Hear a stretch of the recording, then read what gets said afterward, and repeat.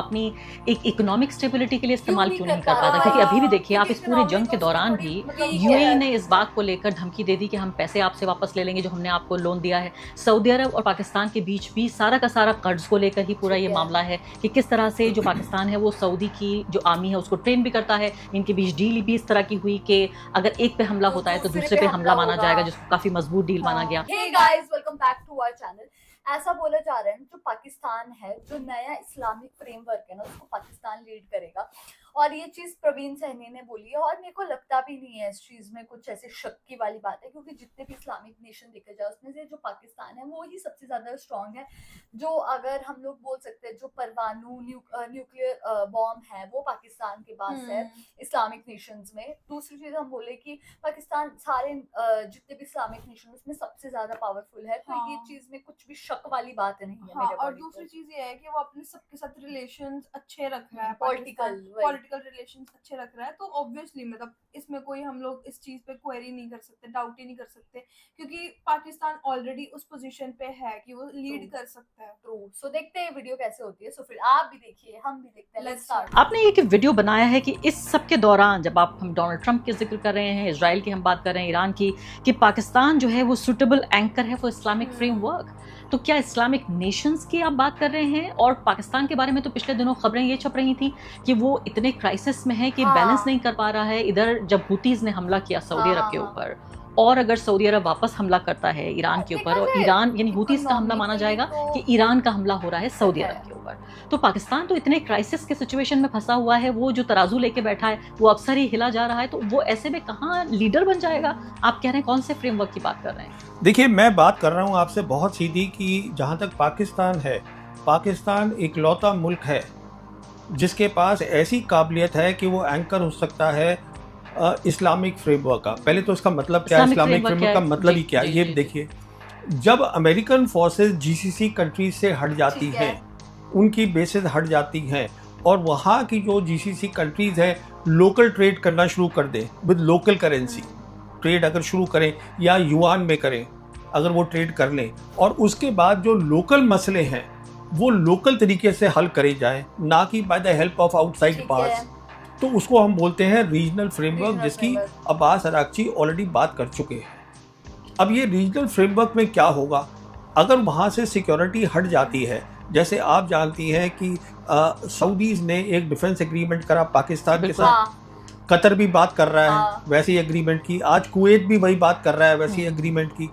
तो पाकिस्तान ही एक ऐसा मुल्क है जो रिप्लेस कर सकता है सिक्योरिटी को for the GCC country once the American bases हट जाती है। वो क्यों?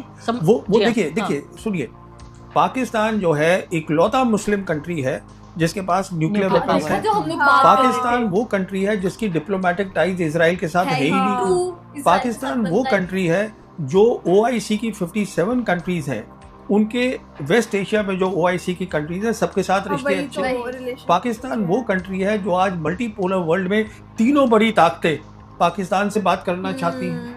पाकिस्तान वो मुल्क है जिसकी जो कन्वेंशनल कैपेबिलिटीज है, जहाँ तक वेस्ट का ताल्लुक है, जहाँ तक वेस्ट एशिया का ताल्लुक है, अमेरिका का ताल्लुक है, दे आर क्रेडिबल, वो बहुत अच्छी हैं। तो कहने का मतलब ये है कि पाकिस्तान, अच्छा एक बात आपको मैं और बताऊं, 17 जून को जब ये एमओयू साइन हुआ है, कई लोगों का इसका इल्म नहीं है कि 17th of June the MOU was sign.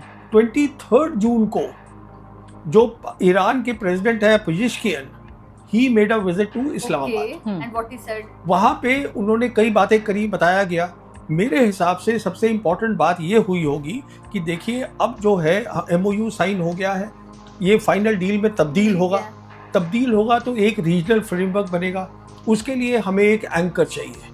तो जहाँ तक पाकिस्तान का ताल्लुक है, इसीलिए 14 और 15 जुलाई को, जब 8 जुलाई को डोनाल्ड ट्रंप ने फिर से लड़ाई शुरू कर दी, 14 और 15 जुलाई को field marshal Asim Munir he paid a visit to Turkey. वो भी हमें मालूम है, रिपोर्ट किया था। वहां पर टर्की प्रेसिडेंट खुद उनको रिसीव भी किया। So they have discussed various because they नहीं, have आपकी बात मैं समझ रही हूँ। आप जो जिस तरह से ये पूरा नक्शा आप खींच रहे हैं, अगर पाकिस्तान वाकई इतना अहम मुल्क है तो इस सबको वो अपनी एक इकोनॉमिक स्टेबिलिटी के लिए इस्तेमाल क्यों नहीं कर पाता? क्योंकि अभी भी देखिए, आप इस पूरे जंग के दौरान भी यूएई ने इस बात को लेकर धमकी दे दी कि हम पैसे आपसे वापस ले लेंगे जो हमने आपको लोन दिया है। सऊदी अरब और पाकिस्तान के बीच भी सारा का सारा कर्ज को लेकर ही पूरा ये मामला है कि किस तरह से जो पाकिस्तान है वो सऊदी की जो आर्मी है उसको ट्रेन भी करता है। इनके बीच डील भी इस तरह की हुई कि अगर एक पे हमला होता है तो दूसरे पे हमला माना जाएगा, जिसको काफी मजबूत डील माना गया। और इसीलिए तो इतना परेशान है पाकिस्तान के, इधर तो उसको सऊदी अरब को संभालना है जिससे उसको पैसा मिलता है और जिसके साथ उसकी डील हुई है, और दूसरी तरफ डोनाल्ड ट्रंप, दोनों एक दूसरे के आमने सामने हैं। डोनाल्ड ट्रंप यानी इधर ईरान को संभाले तो सऊदी परेशान, सऊदी को संभाले तो इधर अमेरिका। इसको मैं सिंप्लीफाई कर देता हूँ, आपकी बात को मैं सिंपल टर्म्स में बता देता हूँ क्या है। देखिए, पाकिस्तान जो है आज उसके पास बहुत सारी इकोनॉमिक अपॉर्चुनिटीज है, फाइनेंशियल अपॉर्चुनिटीज है, बिकॉज आज वो एक बहुत अहम बन गया है regional player in West Asia. उसके पास जियोपॉलिटिकल अपॉर्चुनिटीज हैं, तीनों की तीनों बड़ी ताकतें उसके साथ हैं। एक सबसे बड़ी कमजोरी जो सिर्फ पाकिस्तान ही हल कर सकता है वो उसकी गवर्नेंस। आपको पैसे मिलेंगे पर वो जो आप अपना गवर्नेंस अगर ठीक करेंगे तो आप बहुत बड़े कामयाब मुल्क बन सकते हैं। सरकार को कह रहे हैं, आप मिलिट्री को कह रहे हैं, मैं प्रधानमंत्री को, वहाँ के जो प्राइम मिनिस्टर है उनको बोल रहा हूँ। जहाँ तक आसिम मुनीर का सवाल है, he is doing a excellent job. You see, the foreign policy, security policy, geopolitics of Pakistan is run by the Pakistan Army Chief. बिल्कुल, मैं वही तो कह रही हूँ। But governance should be the responsibility of the Pakistan. लेकिन वहाँ तो पत्ता नहीं हिलता, वहाँ मिलिट्री के कहे बगैर, ISI के बगैर तो पत्ता नहीं हिलता वहाँ। ये तो उनका मसला है ना, उनको ठीक करने दीजिए आप। अगर वो नहीं कर पाएंगे, आप ये कह रहे हैं कि उसके पास बड़ी ही सोने की मुर्गी है वो, कि उसके पास सारी अपॉर्चुनिटीज हैं लेकिन उसको कैश नहीं करा पा रहा है। वो उनकी प्रॉब्लम है। That's it, is a domestic matter. Governance में क्या दिखते हैं मुझे भी पता है, आपको भी पता है, उनको भी पता है। इसलिए वहाँ इतनी गरीबी है कि हर चीज के लिए वहाँ राइट हो जाते हैं, आटे को लेकर, अंडे को लेकर। वो उनकी गवर्नेंस का इशू है, दे हैव टू रिजॉल्व। अगर वो कर लेंगे तो वो एक काफी अच्छी, देखिए आज उनकी, क्योंकि मैं आपको कंपेयर करके बताती हूँ। देखिए, अभी भी ताज़ा ईरान से लौटी हूँ और ईरान ने जो प्रोग्रेस की है, मतलब जिससे मैं कहती हूँ कि अगर आप बुराई भी करना चाहें उस देश की तो नहीं कर पाएंगे। उनका आप ये देखिए कि पूरा ट्रेन नेटवर्क उन्होंने जो तैयार किया है, साइंटिस्टों की फौज खड़ी कर दी है, इंफ्रास्ट्रक्चर इस तरह का, ऐसे ऐसे पुल बना रहे हैं, वहाँ की औरतें बना रही हैं पुल। लेकिन यही अगर आप पाकिस्तान में देखें तो जो हमारे पास रेलवे है वो उनके पास भी थी, उन्होंने तो खत्म ही कर दिया। अंग्रेजों ने जो रेल बनाई उसको भी तबाह कर दिया। मैं वही आपसे कह रहा हूँ, अभी जैसे सीपैक उनके पास आया था, आज वो बात कर रहे हैं सीपैक 2 की बात हो रही है। तो अभी बहुत सारी रिपोर्ट्स आई हैं कि वो सीपैक 1 था जिसमें इंफ्रास्ट्रक्चर बनना था, फॉर वेरियस रीजन वो कहीं पे कमी पेशी रह गई। ये सब गवर्नेंस की बात है, तो होगा डेवलपमेंट। जहाँ तक ईरान का ताल्लुक है, आप देखिए ईरान से तो कंपेयर ना ही करें तो बेहतर है, क्योंकि ईरान एक अलग टाइप का मुल्क है जिसकी आपको शायद आपके दर्शकों को मालूम नहीं होगा। उनकी जीडीपी सिर्फ 300 बिलियन है। वो लड़ाई कर रहे हैं एक ऐसे मुल्क के साथ जिसकी 32 ट्रिलियन है। ये आप समझने की कोशिश करिए। वहाँ पर सब पढ़े लिखे लोग हैं ईरान में। ईरान से मैं कंपेयर नहीं कर रहा हूँ, मैं सिर्फ आपसे ये अर्ज कर रहा हूँ, पाकिस्तान के पास आज जो अपॉर्चुनिटीज हैं और वो कम नहीं हुई हैं, वो बड़ी हैं। इस जंग में और बड़ी हैं उसके जी पास। हाँ, पहले फैसिलिटेटर था, उससे मीडिएटर बना, उसके बाद रीजनल पावर बना, आज वो एंकर है इस्लामिक फ्रेमवर्क का। इतनी तरक्की कर गया है पाकिस्तान जियोपॉलिटिक्स में, फॉरेन पॉलिसी में, सिक्योरिटी पॉलिसी में, all because of the GHQ. लेकिन उनके सिटीजंस को कुछ नहीं मिल पा रहा, तो दैट इज द गवर्नेंस की प्रॉब्लम। तो उसके ऊपर जीएचक्यू का देखिए, जीएचक्यू का क्या रोल है गवर्नेंस में, I don't want to go into that. GHQ का मैं एक आपको बता दूं, फॉरेन पॉलिसी, सिक्योरिटी पॉलिसी में they have done an excellent job and they have a very good understanding of how the world is changing. अभी एक और खबर छपी है एएनआई में, इससे पहले कि मैं आगे बढ़ूं और इंडस वाटर ट्रीटी पे मैं बातचीत करूं, एएनआई ने खबर छापी है और अहम खबर है ये, क्योंकि पाकिस्तान को यही माना जा रहा है कि हर जगह तराजू बन के घूम रहा है कि इधर भी इसको संभालना है, उधर भी उसको संभालना है, कि सऊदी अरब ईरान के बीच इन्होंने एक डील कराई। और ये बताया जा रहा है कई महीने पुरानी बात है, ये अभी इसको ये लीक हुई है खबर, जिसमें बाकायदा वहाँ के दोनों देशों के डिप्लोमेट्स ने इस बात को कन्फर्म किया है कि पाकिस्तान के आर्मी चीफ आसिम मुनीर ने एक प्राइवेट ऑयल डील को ईरान में, जो डिप्लोमेट्स के बीच डील थी, उसको इस्तेमाल किया सऊदी अरब को बचाने के लिए ईरान के अटैक से। एएनआई ने ये खबर छापी है, इसके बारे में आपका क्या कहना है? देखिए, ये जो खबरें छपती हैं, मैं अपनी एनालिसिस करता हूँ फैक्ट्स पर, I don't go bye there reports. मैं ज़्यादा इनको अहमियत देता नहीं हूँ, पर मैं आपको सिर्फ इतना बताना चाहूँगा कि आज जो है पाकिस्तान जो पब्लिकली कह रहा है वो एक बात है, अदरवाइज पाकिस्तान जो बैकडोर में या मतलब पब्लिक के उसमें नहीं बोल रहा है, वो दूसरी सऊदी से, ईरान से, वो सब पाकिस्तान की बात मान रहे हैं और इज्जत कर रहे हैं। मैं ये आपसे कहने की कोशिश कर रहा हूँ, क्योंकि ईरान को भी देखिए, एमओयू जो है, एमओयू को उन्होंने नाम ही दिया है इस्लामाबाद एमओयू। ठीक है। वो इस्लामाबाद की ख्वाहिश से हुआ है, क्योंकि वो उनके यहाँ हो रहा था। ईरान देखिए, वो डेस्टिनेशन था, तो इसलिए इस्लामाबाद बन गया। नहीं, ईरान वो मुल्क नहीं है। ईरान जो है इमोटिव तरीके से फॉरेन पॉलिसी नहीं चलाएगा। नहीं, उन्होंने फिर जो डेलीगेशन गया, जो फ्यूनरल में अयतुल्ला अली खामनेई के फ्यूनरल में जो पाकिस्तान से डेलीगेशन गया, उसको भी अलग ही इज्जत दी। तो और इतना हाई पावर डेलीगेशन के आर्मी चीफ और प्राइम मिनिस्टर दोनों ही पहुंच गए थे। वही तो आपसे कह रहा हूँ ना। अभी एक और खबर आई थी कि उनके जो ईरान के इंटीरियर मिनिस्टर हैं, वो भी 2 दिन पहले इस्लामाबाद में थे।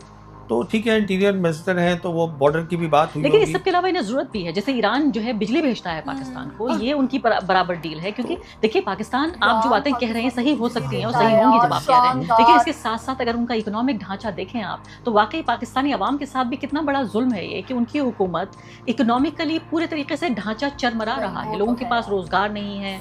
आप सोचिए, इकोनॉमिक राइट्स हो रहे हैं, ज्यादातर आबादी दूसरे मुल्कों में जाके काम करती है। हमारे यहाँ क्या हो रहा है? चलिए खैर, इस सब्जेक्ट नहीं, गवर्नेंस का है, समस्याएं हैं अब ये हमारी। जो हमारे यहाँ डेमोन्स्ट्रेशन है, व्हाट इज दिस अबाउट? लेकिन ये भी तो एक अच्छी बात ये भी है, तो जॉब्स हैं, लेकिन ये है। लेकिन ये अच्छी बात है लोकतंत्र चलिए के देखिए, लिए। ये बातों पे मैं गवर्नेंस पे टिप्पणी नहीं करना चाहूंगा, क्योंकि मुझे इसमें मुझे समझ है, पर ऐसी कोई डीप एक्सपर्टीज नहीं है कि मैं इस पे कमेंट जी हाँ। करूं। यार देखा जाए ना, इसमें एक मेन सवाल था, ठीक है, जो पाकिस्तान है, क्या वो इस्लामिक फ्रेमवर्क को लीड करेगा? तो इसका आंसर था हाँ, यस, वो कर सकता है, क्योंकि उसके पास जो न्यूक्लियर वो है, बॉम्ब है, उसके पास वो है। दूसरी चीज, उसके पास डिप्लोमेसी है, ठीक है। तीसरी चीज है, जो पाकिस्तान है उस मिलिट्री वाइज भी बहुत अच्छी है। बस एक मेन चीज है, उनको बोला कि वो गवर्नेंस पे उसको काम करने की जरूरत है, और उसमें उन्होंने बोला कि जो वहाँ के चीफ है वो हैंडल कर सकता है। उन्होंने वही बोला था, वो तो आर्मी वहाँ की पत्ता भी नहीं हिलने देती। तो उन्होंने ठीक बोला, प्रवीण सैनी ने, वो उनका कंसर्न है, बट उनका पॉइंट जो था वो था, उनको गवर्नेंस को काम करने की जरूरत है ना, बेसिकली। तभी मतलब वो आगे और बढ़ सकते हैं। मतलब जो इकोनॉमिकली जो वो वीक चल रहे हैं बहुत ज्यादा, वो सिर्फ गवर्नेंस ही उसको ठीक कर सकती है। तो वो चीज बहुत मेन पॉइंट है। और दूसरी चीज ये है कि मतलब इन्होंने बोला कि जो फ्रेमवर्क की बात करें अगर हम, तो वो मतलब पाकिस्तान में इतनी पावर है कि वो उस चीज को होल्ड कर सकता है, क्योंकि बाकी जो कंट्रीज है उसके साथ उसके रिलेशनशिप्स भी काफी अच्छे हैं। और दूसरी चीज ये है कि उन्होंने सीधा सीधा बोल दिया कि इजराइल के साथ इनकी बिल्कुल भी नहीं बनती। फिर ये स्टार्टिंग में मतलब कि इन्होंने ये भी बोलने लगे इकोनॉमिकली वाइज बहुत कम है, वहां की जनता के लाले है, उधर काम करे। तो देखा जाए इंडिया में भी ये चीज है कहीं ना कहीं। हालांकि हमारी इकोनॉमी इतनी बुरी नहीं है पाकिस्तान के कंपैरिजन, जो सच है, बट ये है कि इंडिया में भी स्टिल गरीबी है। लोग चीजों के लिए मतलब बहुत चीजें स्ट्रगल कर रहे हैं, बहुत सारे लोग बिलो पॉवर्टी लाइन है अभी भी इंडिया में भी। एग्जैक्टली मतलब, और जो इसमें एंकर थे उन्होंने बोला कि मतलब जो पाकिस्तान के लोग हैं वो बाहर जाके काम कर रहे हैं, तो ये चीज मतलब उनको थोड़ी ज्यादा चुभ रही है। तो बट अगर हम बात करें अपनी इंडिया की, तो इंडिया में भी काफी ज्यादा लोग मतलब माइग्रेट करते हैं इधर से उधर। वो लोग बाहर जाके जॉब्स कर रहे हैं, मतलब ब्रिटिश कंट्रीज में। तो ये चीज तो दोनों देश में हो ही रही है। तो इसमें ये हम लोग नहीं बोल सकते कि पाकिस्तान ही सिर्फ इस चीज का हकदार है या इंडिया ही है। सीरियसली। तो गाइज यही था हमारा रिएक्शन। आप लोगों को कैसा लगा कमेंट करके जरूर बताइएगा। अगर अच्छा लगे तो हमारी वीडियो को लाइक करिए, शेयर करिए, कमेंट करिए, और अगर चैनल पे नहीं तो सब्सक्राइब करिए। बाकी हम लोगों ने अपने इंस्टाग्राम हैंडल का लिंक डिस्क्रिप्शन में दिया, अगर फॉलो करना चाहते हो तो कर सकते हो। बाय।